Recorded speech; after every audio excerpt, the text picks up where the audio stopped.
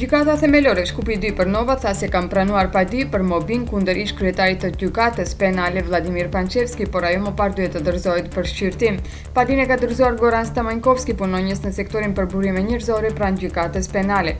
Stamenkovski e padit Pançevskin për mobbing në lidhje me ricaktimin e vendeve të punës të punonjësve në gjykatë. Stamenkovski mendon se kjo gjë është bërë sipas dëshirës personale të Pançevskit, pa u respektuar kualifikimet e tij profesionale, ndërsa përveç kësaj e ka dënuar me prerje nga rroga pa kurfar arsye.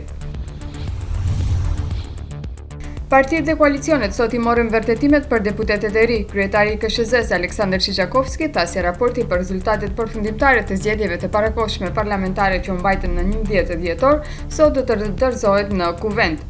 Konstituimi i kuvendit duhet të bëhet më së voni deri më 31 dhjetor, gjithsesi 20 ditë pas mbajtjes së zgjedhjeve. Sipas paralajmërimeve nga partitë, deri ka gjysma e dytë e muajit janar nuk do të dihet se kush do e formojë qeverinë e re. Është gjetur dhe është nxjerrë edhe kutia e dytë e zezë e avionit Tu-154, lajmëron ushtria ruse.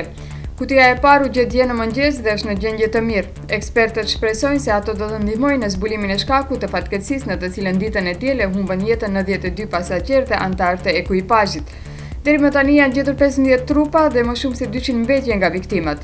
Pothuajse që të gjithë janë dërguar në Moskë për identifikim. Ekspertët që punojnë në zbardhjen e kësaj fatkeqësie paraprakisht thanë se gabimi i pilotit dhe defekti teknik mund të jenë shkaqet e mundshme për rrëzimin e avionit.